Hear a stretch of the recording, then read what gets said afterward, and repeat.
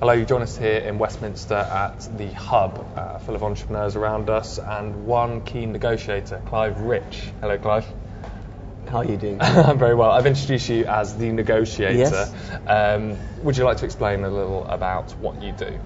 Sure. So I run a practice as a professional negotiator. That's based around an iPhone app called Close My Deal, which is a coaching tool for negotiation. And on the back of that, I pick up client work. Some of it's coaching work, some of it's by way of seminars, some of it's one-to-one tuition, and a lot of the time people ask me to do their deals for them. Okay, and you've done a fair few deals in your time for I've people that will all know. Sure. I read that about £10 billion worth of deals, is that correct? I think that's right, last time we counted it. Yeah. Last time we counted it, yeah. That's an incredible figure. So how many clients have you had in the past, and how long have you been doing what you're doing? Crikey. Okay, well, forget the how many clients. How long have you been doing? I mean, hundreds and hundreds and hundreds of clients. Yeah. I've been deal making for about 30 years. Right. And I got really interested in the science of deal making probably about 20 years ago. Okay. And since then I've been negotiating differently. Yeah. And I found it's made a difference. How have you negotiated differently? What's changed? I think negotiation is one of those things that people do a lot but don't really think about very much.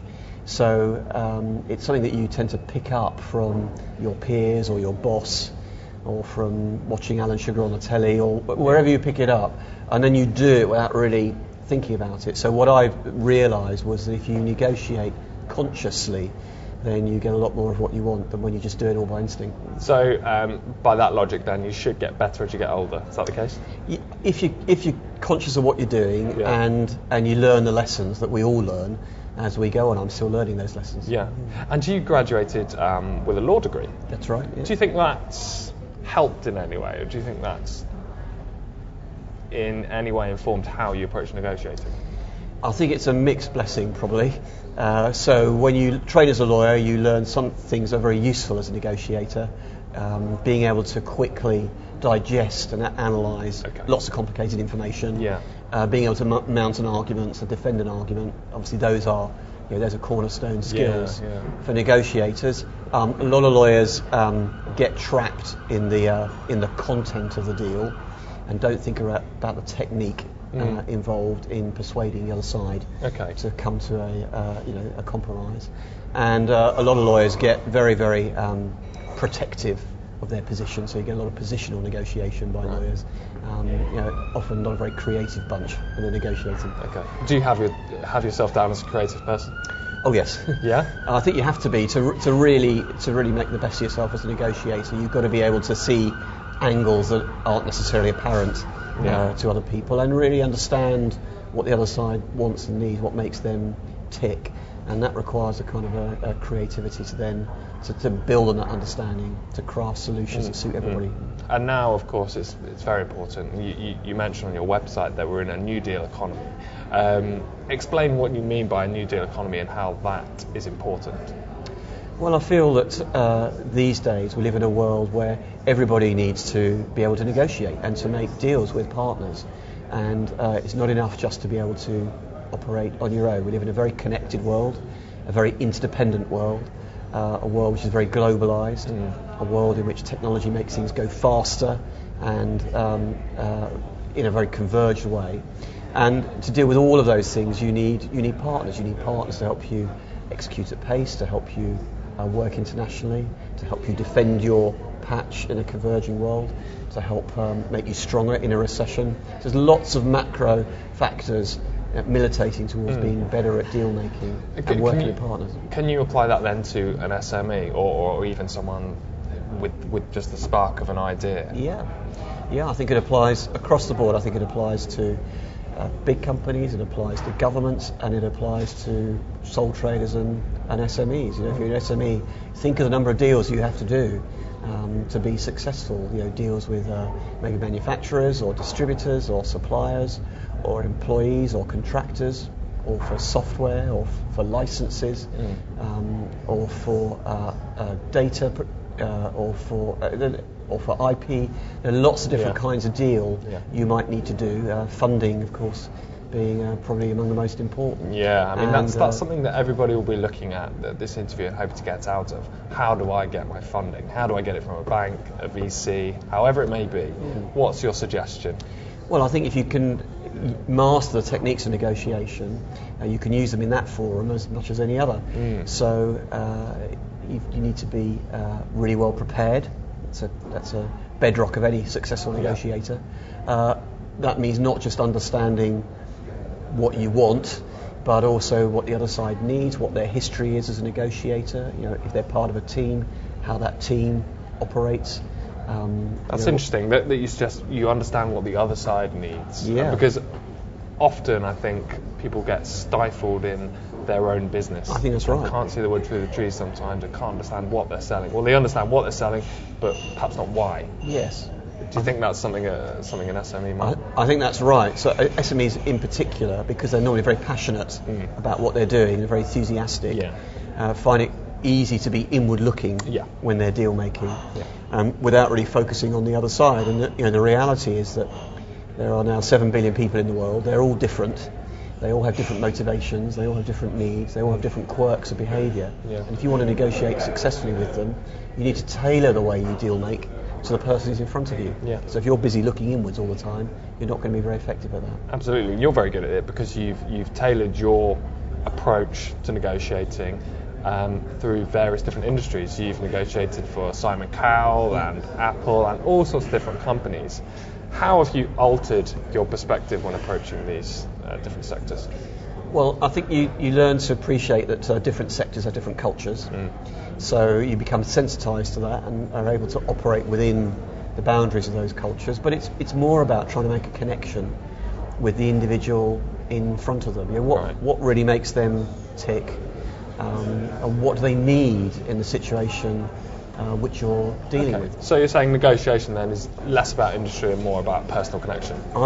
Absolutely, because ultimately it tends to be emotional drivers that get deals done. And when deals don't get done, it's because some emotional connection has been missed in the deal-making process. Do you think then there is a possibility though that people could overanalyse how to negotiate and not go on their instinct? Well, so what I'd normally advise people to do is make a plan. So if you're going without a plan, you're normally on a hiding to nothing, because it's very difficult to make it up as you go along in the heat of the haggle. But don't be slavish to your plan. You know, there's only so much you can cater for up front. So if you start going down a particular route and it's clearly not working, you know, call a halt, have a little break. That's something negotiators don't do often enough. And just go away and recalibrate for 10 minutes and think, right, where's this gone wrong? What am I going to do differently? So do you have to be ruthless to be a good negotiator? I think you have to be assertive. So ultimately, the nature of the game is to get a win for yourself. So if it's a choice between looking after the other party and looking after my interests, I will put my interests first. What I've learned, though, is that the best way to take care of my own interests is to take an interest in what the other side needs. So if you focus on the other side when you're negotiating, you're more likely to get more of what you want. And so could we liken that to David Cameron's recent endeavours in Europe then? He went out and failed to negotiate a deal, or didn't want to negotiate a deal. Where do you think he went wrong? Well, I think it's a classic case of the contents of the deal sort of dominating anything else. So everyone in that room, I imagine, was very fixated by, on the one hand, you know, the need to get this fiscal treaty organised, and in David Cameron's mind, the need to defend the city at all costs. And I'm not saying that any of those issues are unimportant, but underpinning that will have been a dynamic around negotiating needs, emotional negotiating needs on the part of Angela Merkel and Mr. Sarkozy and all the other participants in the room as well. And what I find is if you focus on that dynamic, work out what people need as negotiators and work with that energy rather than against it, then the content of the deal takes care of itself. Interesting. You're approaching it from a very human perspective, very much focused on relationships, which I didn't expect. I expected you to have a set format and a set structure. No, I really don't believe in that. I think negotiation is very situational. So personally, how has being able to, what seems to be an innate talent at negotiating, how has that helped you in family life? Well, as I said to you earlier, I try not to do too much negotiating at home because it's a bit of a busman's holiday. Yeah. And my wife is a fairly brilliant psychologist. So, is she? Oh. So every negotiation at home tends to be something of a scoring draw. Yeah. Goodness, what a team though. You could really do some deals if you. But I suppose I negotiate at home, where I know most about negotiating at home is with my kids. Oh, really? Okay. Little kids are fantastic negotiators. Why do you think that is? Because they have no inhibitions about negotiating, particularly when they're bidding for what they want.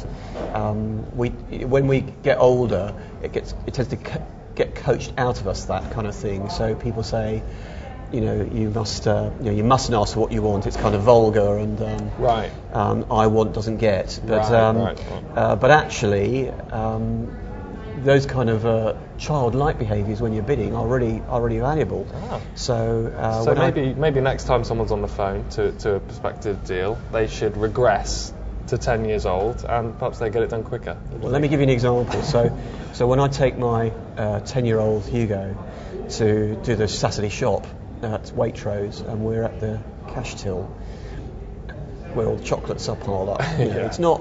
It's Dad, I want to borrow chocolate. Yeah. Yeah.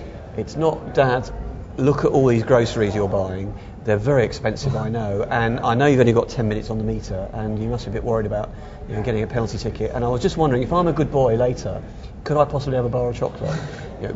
That might be the way an adult would approach it. Yeah. Hugo just goes, Dad, I want a bar of chocolate. Really effective when you're bidding. So I'm not saying that people kind of regress to childish behaviours, but when you're bidding, when you're asking for what you want, remembering what it was like to ask for something as a child, a really good tip. That's a fantastic tip, and I think we'll leave it there for everyone to consider. Thanks so much for joining us. No, pleasure, I really enjoyed it. Cheers.